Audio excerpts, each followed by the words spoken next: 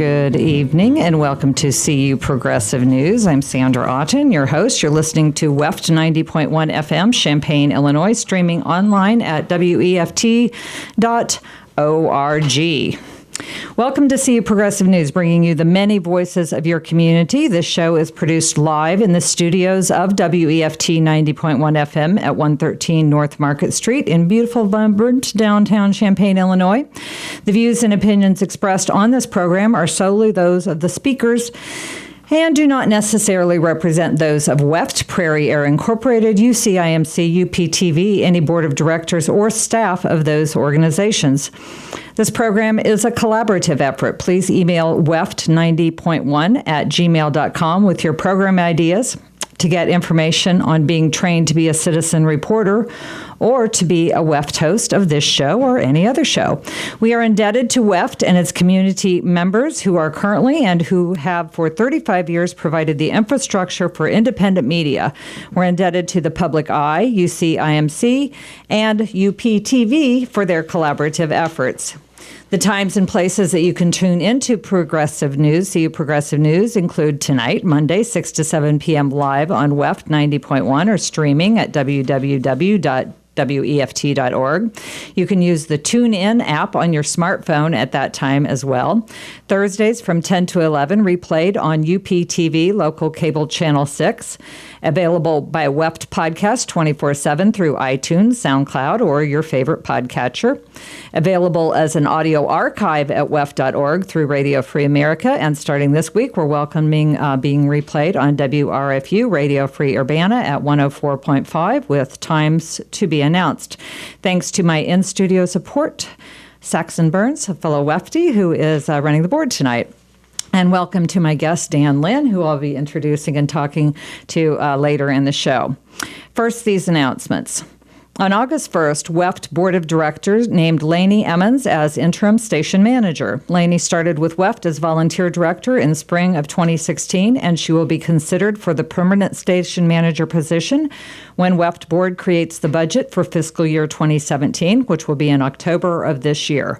Lainey has an MBA from the University of Illinois with a specialty in fundraising and volunteer management. Kevin Elliott will be performing the feature performer at WEFT event called Sound House Concert Series that will take place on Saturday, August 13th at the home of Mark and Vicki Nieswander.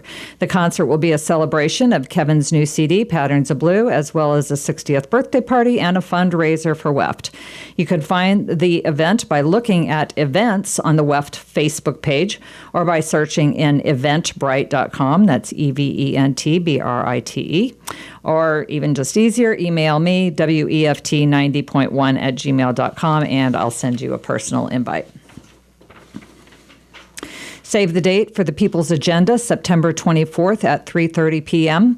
You can join the People's Agenda for an afternoon of training, planning, and doing. Topics include how to lobby effectively, how and why you should get involved in campaigns, how and why we need to fundraise progressive candidates, an overview of the Illinois House and Senate races, and identifying applicants for open boards and commissions. The schedule for the day includes 3:30 to 4 gather and share a potluck meal, 4 to 6 training, and 6 to 6:30 meet and greet with local candidates. You're welcome to attend whatever part of the event that you can. This is sponsored by Carol Ammon's office, our state representative, and Danielle Chenoweth is one of the founders of this event and organizers of this event as well. And I help with it every time it happens, which is the third or fourth time. So we really get a lot of good progressive people together to talk about how we can influence local politics. You can find out more about the People's Agenda by going to www.carolamons.com and looking for People's Agenda or looking at events. There's a new marijuana law and update on medical marijuana. Governor Bruce Republican Governor Bruce Rauner signed legislation about 2 weeks ago amending the state's marijuana possession penalties. That was Senate Bill 2228, which reduced the penalties for possession of up to 10 grams of marijuana from a criminal misdemeanor. Formerly, it was punishable by up to 6 months in jail and a $1,500 fine to a civil fine of no more than $200, no arrest, and no criminal record. This is going to be covered in depth tonight on our news show with my in-studio guest, Dan Linn. But first, this important story. All right, so I'm going to talk to you now about the effort both to divert mental health issues from the jail and an effort to build a mental health center at the jail. In 2015, the Champaign County Mental Health Board and the Champaign County Sheriff's Office invited Leon Evans of San Antonio to present a jail diversion program that truly is designed to not have to build more jails and to fully serve those who need mental health services. It's working in San Antonio, where he is from, and he has helped implement it in many other areas. It's known as a Stepping Up Initiative. If we want to know more about it, you can Google Stepping Up Initiative. As a full disclosure, I own Elliott Counseling, and although we're a local mental health agency, we're not interested in submitting any proposals. We stay out of the Medicaid business, and we're not grant funded in any way. We primarily serve clients with insurance, and we're not a non-for-profit company. Our charity work is done through a program we have called Bridging the Gap, where we oversee and supervise interns who provide services at a reduced rate. But we were invited by Peter Tracy of the Champaign County Mental Health Board to be part of this jail diversion initiative because we own a mental health agency. So back in May of 2015, I received an invitation. You're cordially invited to attend the next step meeting regarding the mental health criminal justice jail diversion. And it said the Behavioral Health Jail Diversion Initiative is led and convened by the Mental Health Board and the Sheriff's Office in collaboration with a diverse community, note the word, diverse community, stakeholders, and providers. The purpose of the Behavioral Health Jail Diversion Initiative is to develop the services necessary in Champaign County to divert people from incarceration and to link them to appropriate services and supports. The availability of these services should help significantly reduce inappropriate overutilization of jail and hospital emergency department resources. So I'm going to read to you 6 things that they thought would happen from this effort they were making. 1, a specific location and venue to serve as a reception or assessment center, which is accessible to law enforcement, the reentry population, and eventually the general public. So when they talk about a reentry population, they're talking about people who are reentering from prison. A service mix designed to intervene in the chronic revolving door incarceration of the superutilizers of jail and emergency room resources. 3, a temporary shelter for homeless people, including those who are banned from the regular homeless shelters. 4, a full array of services, including detox, psychiatric stabilization, and crisis stabilization. And then 5, access to primary care, that is physical health services, and then linkage and aftercare services and supports, including housing and employment. Sounds good, right? The benefits shall include also included on that list should have been assistance with health insurance and getting into SNAP and other assistance programs. It's supposed to be built on a community-based assets when implementing new programs and services for jail diversion. So the service providers should have demonstrated commitment to community. They should have demonstrated ability to be responsive to community needs, to secure grants and maintaining diverse funding, to maintain a program on a long-term basis, and ability to collaborate with other agencies. So these are some of the things that they were looking for in the agencies that were going to be providing these diversion programs, housing the diversion. So you're talking about a facility that actually serves as a place for that, and then they're looking for who's going to run that facility. Also, the service providers should be culturally responsive in the delivery of jail diversion services as demonstrated through development and implementation of cultural and linguistic competence plans. So that's where the diversity kind of comes in. Funding should be provided on a multi-year basis, so you shouldn't have to reapply for a grant every single year and wonder where your funding's coming from. And then preference in funding should be given to agencies and organizations that propose collaborative model of providing services in recognition that no single agency or organization can meet all of the 7 goals listed above. Creation and funding of the new jail diversion program service should not destabilize local funding for other important existing programs. So they had these community meetings. They asked Leon Evans to be here from San Antonio. He presented his findings. He made his presentation to this group of selected people, and then he also had a larger meeting where he presented all of this information about how to do this to the public at a meeting at Brookins Administration Center. From these initial meetings, then 2 groups of sort of providers were formed so that it wasn't unwieldy. They sort of broke it up. How are we going to do this? Well, let's break it up into at least 2 different groups. And do you want to be part of the facilities or part of the systems? That's kind of with the 2 groups they broke it into. And you sort of got to pick which one you wanted to go to. But then very quickly, you weren't allowed to move into the other group. And it looked like a lot of decisions must have been made in the facilities group because I was part of the systems group. And while we were definitely exploring what all of our systems were already in place in the area, we were told that the facilities group were really making a lot of the decisions about how the request for the proposal request would be. It's called an RFP, request for proposal. And that group had Carl in it and the hospitals and some people who were from the Champaign County Mental Health Board were in both groups, and some other people were in both groups, but there were obviously a lot of big players in the facilities group. And then you couldn't change groups. But the service group was meeting regularly. We met for weeks, for months, every week for months. And then in July of 15, so that was all through like from April on. And then in July of 15, Alan Jones with the Sheriff's Department, who had been running our groups, informed us that Amanda Porterfield, who was a reporter from WCIA, who we didn't really understand why she was in the group to begin with, but she was there. And he said she was going to be in charge while he went to FBI training for 6 weeks. So all of a sudden, all this momentum that we had going was put in the hands of a reporter from WCIA. That was a mystery. I worked together with an intern at that time to look at what we had and what we needed, and we all were working together to try to form this database. And mind you, we weren't professionals at system mapping, but we were doing the best we could and with the information that we had, and we were meeting every week, and we were a pretty there were a lot of people. There were always 15, 20 people at every meeting. And then in November of 2015, we got an email from Alan Jones that says it had been, as has been chronicled in the past, the Sheriff's Office and the Mental Health Board and Community Elements applied for a Department of Justice and grant that's a mental health collaboration and justice grant, and was selected as one of 5 counties in the U.S. to be awarded the funding.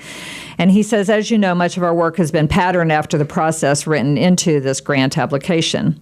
One recommendation on moving forward is that I wholeheartedly agree with is now to formally align the work we've done in the past 6 months with what we're doing going forward. And therefore, he canceled future meetings. Instead, he says he would be participating in some other activities toward the process of working toward the creation of what he called the Crisis Response Planning Committee. That's the CRPC, Crisis Response Planning Committee. And they're going to serve as advisory council. Well, they got this grant. They got a $100,000 planning grant and formed the Crisis Response Planning Committee. But interestingly, they did not ask on blanket ask. They didn't send me an email or an email to the group and ask people to be a part of it. Apparently, they selected people to be a part of it because some people who were part of the group were and some people weren't. But the first I knew about it was just when I heard about it through the grapevine that they were having an informational meeting about it at the library then. And apparently, you know, I asked why was I not invited to this, at least the informational group that that now the CRPC had already been decided. I wasn't asked to be part of that, but I wasn't even told about the informational thing. Well, they said they had posted it plenty on Facebook, so that should have been enough. All right. So we were told all this while that there would be a request for proposal forthcoming. But we were told that Community Elements, who provides many of the mental health services and gets many of our grants, many of the county grants, state grants, and federal grants in the area, they would be part of the proposal, and so would Prairie Center, who runs the local not-for-profit substance abuse center. And really there was a conflict of interest of both of those people being on the same board that would be deciding what that proposal looked like. So that was kind of why the facilities group was stopping meeting, because they would have a conflict of interest. So we should just wait for the mental health board or the sheriff department to put forth this request for proposal. And this has been verified. This isn't just my perception of it. Peter Tracy of the Champaign County Mental Health Board, who I talked to in a recent discussion just last week, understood the same thing, that basically the sheriff had kind of taken it over, and there was, the next step should have been a request for proposal for this program. And, but how we would fund it, we don't really know, but the Champaign County Mental Health Board does have money. The Champaign County has money, but now it's all stopped because we have $100,000 to spend, which $100,000 is just for more planning. But in the meantime, they're not waiting for more planning. The next thing is that they are going ahead with proposing that we're going to build a new wing on the jail that houses mental health. A pod for mental health, okay? So the Champaign County Board is sneaking a multi-million-dollar satellite jail expansion package within a facilities action plan that they will discuss on Tuesday, August 9th, that's tomorrow, and vote on Thursday, August 18th. In an attempt to mask the plan for building more cells at the satellite jail facility, the county has included within this plan necessary repairs and maintenance of other facilities with the proposal. Jail construction, however, makes up 75% of the budget for the priority facility cost as outlined in the county's plan, making this a jail referendum, not a facilities referendum as it's being advertised. For years, Champaign-Urbana community members have voiced their opposition to further jail construction and have asked the board to push for alternatives to incarceration, including this mental health crisis facility, which has a model and can be funded. The current proposal does not allocate. I want to just stop there and say that one of the reasons that Carl and Presence didn't get behind funding it was because there was no request for proposal. As soon as the request for proposal went out, Carl wants to get this solved also. They have way too many emergency room calls that cost way too much money. They're put in a very difficult position of trying to decide whether or not somebody needs to be in their facility for detox, which they don't really have a detox facility, or go to jail. And as a result, people have died in the jail. 3 people in the last several months have died in the jail, and at least one of them was due to withdrawal. She laid there and died of withdrawing from meth, I believe, but I'm not sure about what she was withdrawing from. The current proposal does not allocate a single cent of immediate funding from the sales tax for facilities and programs that will keep people out of jail. Community members have also asked for attention and information about the deaths of these 3 residents who died in jail in the last 7-month period, deaths which have yet to be adequately addressed by county officials, because what are they going to say? We know some of the causes of death were a result of withdrawal. That should have been medically supervised at a detox center, not at a jail. Routine maintenance on county facilities and continued advocacy for critical community programs for the health and safety of our county deserve support. However, we remain, this is through there's an organization called Build Programs Not Jails, who remains in opposition to expanding the satellite jail and feel that this action plan put forth by the board commission needs a lot of scrutiny. There is a meeting tonight that is part of the Build Programs Not Jails tonight at 6:30. These people have been studying the issues and the possibilities for what could happen and have been trying to get involved, but they have been actually rather disrespected at the meeting when they go to the meetings of the CRCP the planning people, they are told, go to the public input meetings, but don't come to our meetings. You're not, you can participate in the first 5-minute kind of thing. Public input part, but they're not asked to be a part of this at all. And according to the Peter Tracy, the head of the Champaign County Mental Health Board, there is not one person of color on the whole board either. So that's not surprising if you would have saw the fact of who was making up those meetings that I was going to too, and we were pushing for that same thing. Could we have some of the users, the people who will ultimately be using this facility, give us some input? But that didn't happen either. So tomorrow night at the Champaign County Brookins Administration Building, there will be time for public input, and we are mobilizing the Build Programs Not Jail folks are mobilizing to get people there, and I'm encouraging people to go also. They're voting on Thursday, and what they'll be voting on is whether or not to put a referendum on the ballot that supports this facilities charge. The last time we put something like this on the ballot, it was called a safety tax. I don't know what they'll be calling it this time, but there was a public safety tax, and a lot of that money went to fund the courthouse. The public safety tax did. So we've already had a big I think it was like 10, 15 years ago, we had a big referendum that was a public safety tax that got passed. And none of that, I also want to, got a lot to say on this, can you tell? I also want to say that many of the people on this board, this advisory panel, the CRPC, whatever, are people from Community Elements. And Community Elements is a local not-for-profit here in town. Not-for-profit does not mean that they don't make a profit. It means that they have to put their money back into the organization after they pay themselves and after they buy buildings and after they pay all their expenses. And Times Center is one of the buildings that the Community Elements, which is now called Rosecrance, they just got bought out this year by Rosecrance, but they run the Times Center, which is our men's shelter here in town, and they ran Roundhouse, which is our runaway center, or youth center, for a better word. It's for overnight center, so you can stay there if you're a youth in crisis. Well, both of those programs got totally shut down this year. So now the Times Center, which was started not by Community Elements, it was started as a community organization. McKinley Presbyterian Church started the men's shelter here in town 20, 30 years ago, and they built it up, and then they worked for getting grants for it, and they worked through the Champaign County Mental Health Board to make sure that they got funded. So it's funded through federal, state, and local grants. All our money. It's all our money that has funded the Times Center and the Roundhouse. But now Rosecrance owns the Times Center, and they shut the program down. So we have no men's shelter here in town, level 1, where you have a dorm where people can stay, and they do have a program that people are in. There's still some men in their program that's like a stepping stone program kind of thing, where they have to have a job and they have, some accountability. But as far as just people who are just like down and out on their luck and out on the streets, you're on the streets.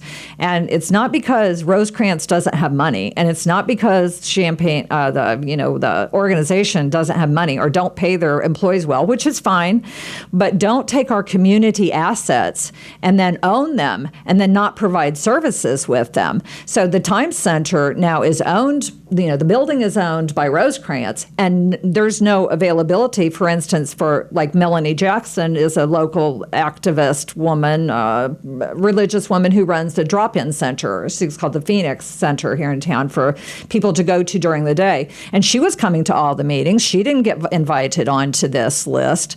So, so I have a lot to say about it, but I encourage you to go to the meeting tonight if you can right now that's happening at the IMC at 202 Broadway.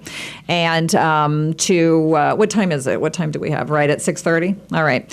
There we got to watch. Okay. And to go tomorrow night at 7 o'clock to the Brookins Administration Center to say, hey, slow it down a minute. Either get moving on getting our diversion going and slow down on getting the jail built.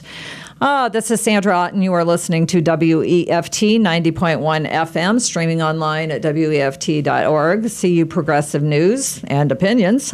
Did I tell you that the opinions expressed today are solely those of the speakers and do not represent those of WEFT, its board of directors, Prairie Air, or anyone else? Solely my opinion here that has been spouting off so far, but I do have some based in some fact, and I look forward to Peter Tracy being my guest in the next couple of weeks.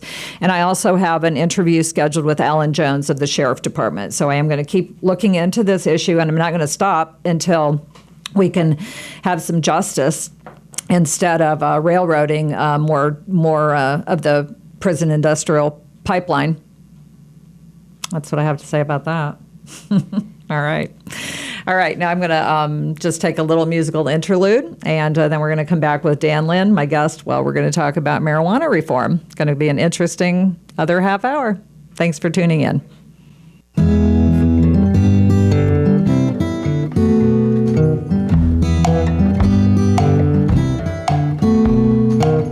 Now that the kingpin's come and gone, looking down the road, which way was wrong? All the stories he told served your supper cold, trampled all your marigolds. He'll never confess he ever made that mess, tracking his mud, guess he couldn't care less. But he smiled as he said, God bless. So Lord, help us along now that the kingpin's come and gone. Come and gone. All right, you were listening to The Kingpin there. That's some music by Kevin Elliott, and we started and we will end the show with his beautiful fingerstyle guitar. He has some songs in his repertoire of the romantic persuasion, so I'll give a shout out to him because he's my husband, and we're celebrating our 17th wedding anniversary tonight. So, congratulations! Thank you. And he will be playing at the concert that we talked about next Saturday night, his CD release party. And if anybody's interested in going, we'd love to have you there. It's a fundraiser for WEFT. It's going to be. I think we can announce the amount because it's a fundraiser for WEFT. We couldn't announce it if it was for anybody else, but it's a $20 donation. We're going to cap it at about 35 people, and I think we got about 25 coming already, so we'd love to have you, though. So just give me a shout-out at WEFT90.1@gmail.com or go to Eventbrite or find us on Facebook, and we'll count you in. All right, so Dan, big news on the marijuana front here in Illinois. Yeah, got a couple of new laws on the books, and it's taken a long time to get to this place. Yeah. Something that I don't think people realize how long people have actually been fighting to make low-level cannabis possessions a ticket statewide. I mean, certain communities like Champaign and Urbana have had them on the books for a number of years, but you drive a little bit outside of the city limits, and you're subject to state law and could be arrested for as little as, less than half a gram of cannabis. Right. So now they have a 10 grams that is legal to carry and have on you. You don't? I wouldn't say legal. It's a civil offense at this point. Right. You still would get fined. You still get fined. You still would have to surrender the cannabis, and that would, in theory, go to some evidence locker and be destroyed down the road. So it's not legalized yet. It is decriminalized. But this is something now where instead of having a patchwork policy across the state with different municipal ordinances, now we have one law that hopefully will apply to everybody. So it's not our ultimate goal here would be to have it be legal. Correct. And if we would, then we would be in the same vein as Colorado or Oregon. Is that right? Colorado, Oregon, Washington State, Washington State, D.C., as well as Alaska. Oh, really? Mm-hmm. Oh.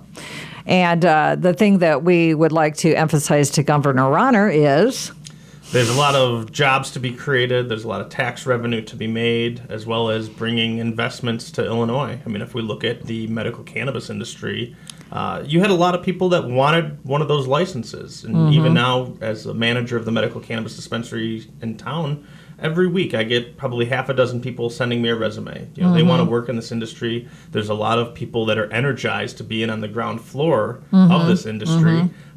We just need to open it up. We can't have it be so restrictive like we see with the medical cannabis program. And if we look at other states, they're creating lots of jobs. They're bringing in tons of tax revenue. And this is something that every political conversation in Illinois regarding the budget, people know we need to bring in revenue somehow. There's not a politician in Illinois that doesn't want to be able to create jobs in their district and bring investment dollars to their district. And this is something with an industry that's just knocking on the door. And there is a certain benefit to being one of the first movers to legalizing tax cannabis. As we can see with the success that Colorado has had. So Dan is with, as a volunteer with NORML, the long-standing national organization for the reformation of marijuana laws, which is probably its most famous member is Willie Nelson. Correct. I am the director of the state of Illinois chapter, and it's a volunteer position. And just a quick side note, when I first got involved over 10 years ago, I thought this was going to be a very well-funded organization with full-time staffers and some, sky-rise building in the Loop of Chicago. And when I got involved, it was just a handful of activists across the state, loosely connected by this thing called the internet at the time. And, almost 15 years later, we're still just a couple of handfuls of activists that are all volunteers. We don't have a single paid staffer, and we're just trying to do what we can, lobbying the elected officials at the Capitol in Springfield. At any level, do they have paid staff? On the federal level, they do have a few paid staffers, but across the board with drug policy reform organizations, there's very little donor dollars to be had, and there's a lot of competition amongst those national groups for those dollars. Sure. And then for full disclosure by you, then you are also an employee of Phoenix Botanicals, which is the local dispensary for medical marijuana. That is correct. And I joined their team in March of this year. Okay. I want to talk about medical marijuana. It's an important topic as well, but let's keep talking about the difference between legalization and criminalization. And I want to understand what happened in Ohio this year. Can you tell me about that? With regard to their medical cannabis legislation? Oh, is that all about medical? Yeah, it was, yeah. Okay. They've had decriminalization since the 70s. And just to give you a little bit of perspective, the Ohio decriminalization law allows people to be in possession of 100 grams, and it's a $150 ticket, I believe. In Illinois, you can be in possession of up to 10 grams, and it'll be a $100 to $200 ticket. And I don't think many people think of Ohio as this haven for cannabis consumers. Nevertheless, that's the law that's been on their books. For 10 years? Or since the 70s. Since the 70s. Wow. That seems very progressive for Ohio. Well, in the 70s, there was a national commission that was put together by Richard Nixon to look at this policy, specifically with cannabis. And that policy, the Schaefer Commission, came out with this notion that we shouldn't have the punishment for this substance be more detrimental than the substance itself. And that's where you saw some states actually adopt that policy and decriminalize cannabis in the 70s. It was a short time thereafter that Ronald Reagan and the war on drugs really escalated with the Just Say No campaign, and that's where a lot of the draconian drug laws that we have now really got escalated. But there was a time in the 70s that there was an effort and movement and actual policy change towards this substance that today seems like a much more common sense approach. Yeah. And then just to remind listeners also, as they're thinking about the Clintons heavily on your mind, in the 90s, I know one of the things that they did, that Bill did, was to sign whatever law or bill or whatever he signed, but that you couldn't get any college funding, Pell Grants, nothing. The Higher Education Act, I believe is what it was. That was so atrocious. And if you look at a graph of the prison population in this country, the laws changed under Reagan, but the prisoners really didn't start packing the jails and prisons until the Clinton administration in the 90s. How do you, what do you attribute that to besides, that was about the higher education, but how did it really affect the prison population? You started to see more of this get tough on crime, lock them up and throw away the key with mandatory minimums. You started to really see the development of the privatized prison industry taking off in the 90s. And then you also see really the shift of rural America from an industrial and manufacturing-based economy with jobs being shipped overseas in the 80s and 90s to now, what do we do to provide an economy for these rural communities? We escalated the penalties for drug crimes. All of a sudden, we were flooding the prisons with with new prisoners for these Yes. drug offenses. Yes. We started to have to build prisons. Right. Oh, let's replace the factories in rural America with prisons. Yeah. And now we have these prisons that are the Jobs. lifeline for some of these rural communities. And even in Illinois, when there have been efforts to try and close these prisons, which from a societal standpoint you think would be a good thing, they're met with extreme resistance from the local community because of the amount of jobs that they create and the amount of boost to the economy that brings. I'd really urge people to read the Mother Jones magazine this month, where they have a person who went undercover into a privatized prison in Louisiana. And it was a really enlightening article. I'm just in the middle of it, but I was out at the bookstore last night and picked it up, and it's interesting, to say the least, how the prisons work. And but I mean, when you look at the difference between decriminalization of cannabis versus legalization. Decriminalization is a good step forward. It's something I fully support. I think that it's something that we needed to do in Illinois to start having the conversation about legalization. The problems with decriminalization is that it is still part of the criminal element. Yes. The industry is completely controlled by criminals. So that's the production, that's the distribution, as well as the consumers. The people that are selling cannabis when in an illegal market, they don't have any type of licensing, they don't have any type of regulation, they don't care how old the consumer is. Whereas any liquor store, any tobacco store, any of those retail licenses to sell liquor and tobacco, they have that license, which could be then revoked if they are selling to underage patrons, if they are selling to people without the proper protocols for hours of operation, impure products, and you aren't ever able to have those quality controls and regulations in an illegal marketplace, and that's why it needs to be brought above the table and legalized if you ever want to reap the tax revenue and have these jobs be regulated and with quality controls. Decriminalization turns into a de facto tax.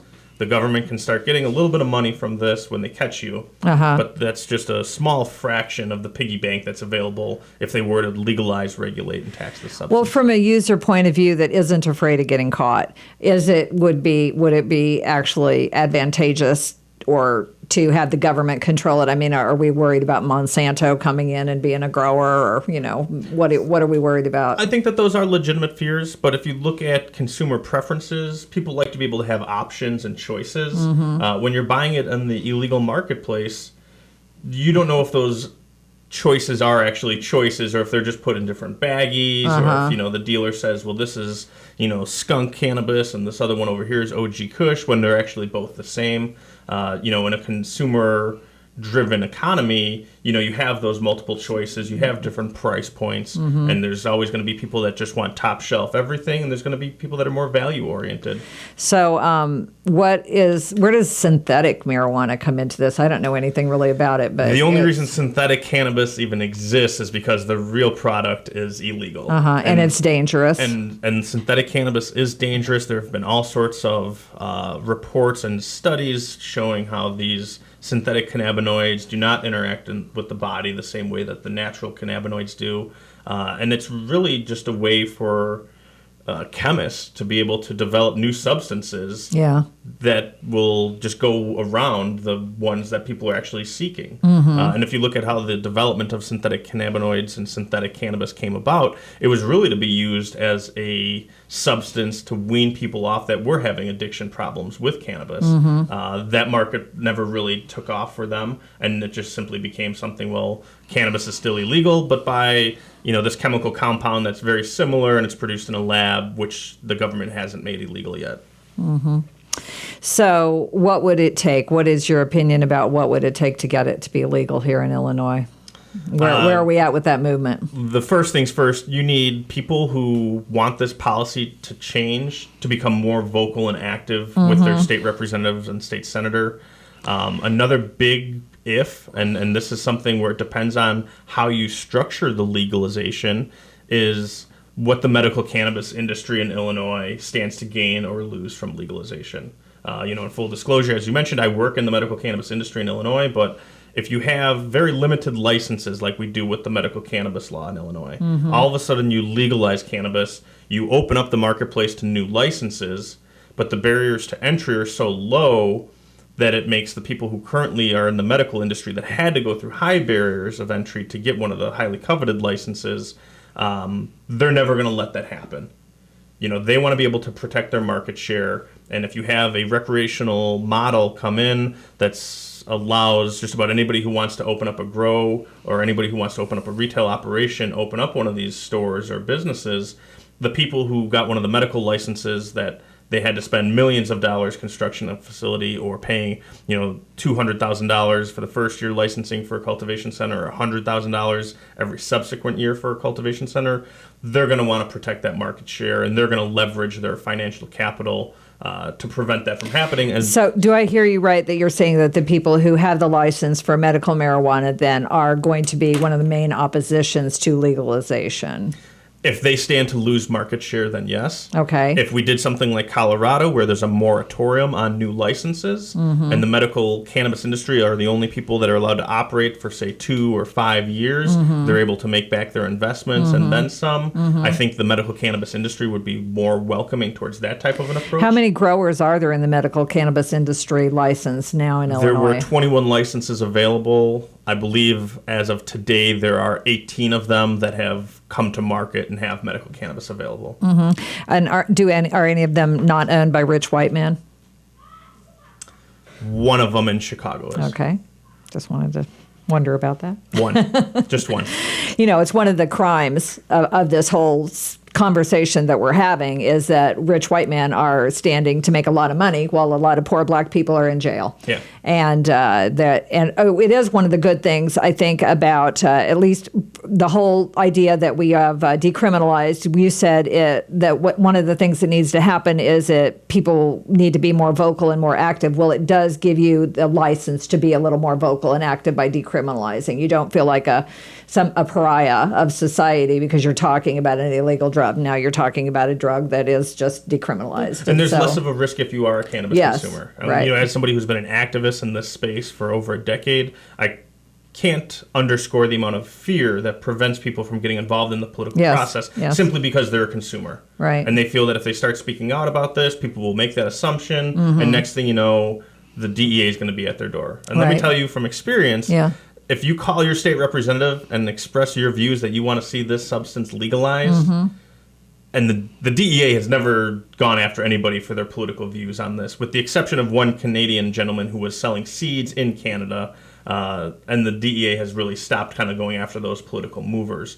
But the fact that people were afraid and still are afraid to get involved in the political process for fear of the legal repercussions because of their choice to consume this substance has been one of the biggest hurdles that the legalization movement has and continues to face. It is 10 till, so we don't have a lot of time to talk about all the benefits of marijuana, but I understand there are a lot, even outside of the medical marijuana thought process, which we can definitely talk about, and I want to talk about. But a lot of people believe, talk to us just a bit about the cannabinoids and what that... So all mammals have an endocannabinoid system.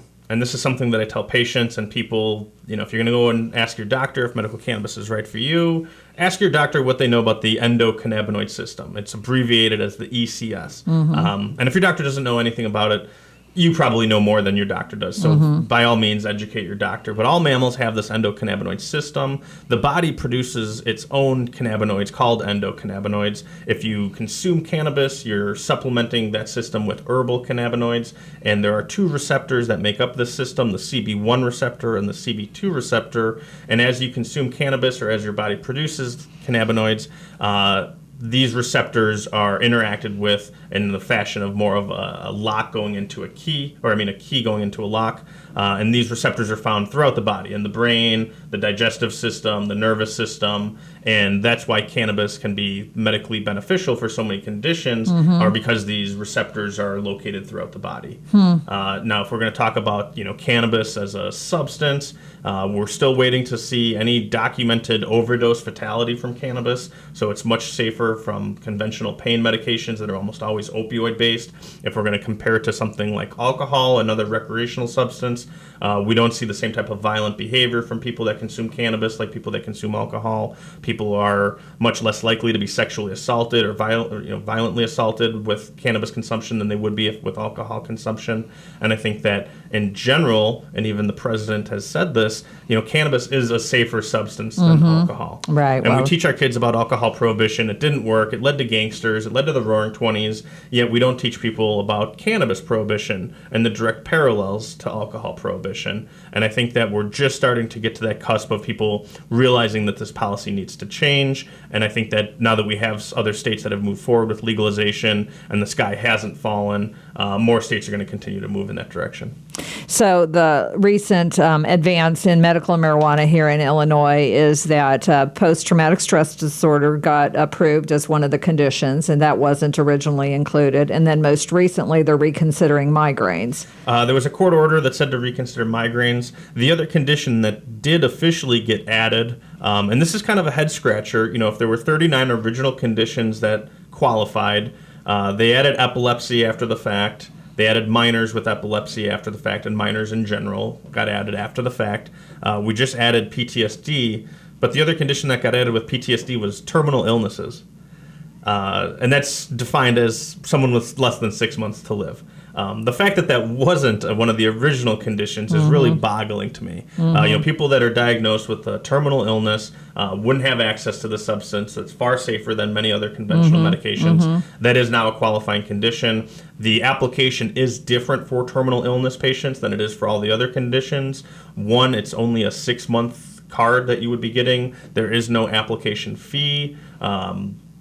But otherwise, the other differences with the new law is that the program has been extended until July of 2020. The cards are now... When was it originally? It would have expired originally in January of 2018. So they pushed back the expiration date 2 years. They made the cards that patients get valid for 3 years now. But that's also another barrier because there isn't that 1-year option that was previously available. So previously patients would have to pay a $100 application fee. They'd have to get fingerprinted, which costs about $50 to $60. And then that card would be good for a year. When the renewal came up, they would have to go and get fingerprinted again. They would have to go and see their doctor again. Now the cards are good for 3 years. They only need to get fingerprinted that one time, but the application fee is $300. So they don't give you any type of price break. They don't give you the option of just enrolling for a year. And for a lot of patients, they don't have jobs. $300. They're on disability income. They have low income to begin with. And now you're giving them the only option of $300 to participate in this program. What's the cost of medical marijuana? Tell me how. It's pretty close to the street value. So at our dispensary, we have eighths of cannabis available anywhere from $40 to $60. And what, an eighth of what? An eighth of flower. So it would be the actual kind of cannabis that you would smoke. We also have... An eighth of an ounce? Is that what an eighth of an ounce. Okay, and which is about the 10 grams that's an eighth of an ounce right? is 3.5 grams. Okay, So 10 grams would be just a little under 3/8. Most people that buy cannabis buy it in eighths, quarters, half ounces, or ounces. So, and that was one of the things that the governor had requested. A previous version of the decrim bill allowed for 15 grams, but the current thresholds for the different penalties in Illinois, there wasn't that same threshold alignment. And that was the reasoning why the governor's office wanted that threshold lowered from 15 to 10. Can you tell me about expungement in 1 minute? Yes. The new decriminalization law allows it for your civil offense to be automatically expunged after 6 months. This was something that the state's attorneys wanted, but the clerks of the courts did not want, and they basically didn't want to have to do more work without any money. And I believe in the final version of the bill, the clerks of the court get $5 out of those fines or something. But there's no expungement for previous... Not an automatic expungement, no. No. You still need to go through that same process that we were able to do in, I believe, 2004 when we passed that Class 4 felony nonviolent expungement. But so there is a process for expungement in Illinois for people who have cannabis convictions? Yes. Yes. Okay. And it's just with this new one for the 10 grams or less. Right. Where would people find out about the old one from if they wanted to know about that? Do you know? Not off the top of my head. The Shriver Institute might be a good resource. The Sentencing Project out of Northwestern might be a good resource. Okay. Otherwise, the ACLU of Illinois would probably be the best bet. Right. Okay, so great. I've been talking to Dan Linn. He is with NORML, the National Organization for Reformation of Marijuana Laws. Thank you for being in the studio today. Pleasure. Thanks for having me. All right, and thanks to Saxon for being my point person here. I want to repeat that there is a meeting tomorrow night at the Brookins Center that is about the new jail expansion that they are trying to sneak through as a facilities charge and is really a jail expansion. And we want to encourage people to become informed about that and to go and speak your mind about it and let the county board know that we want programs, not jails.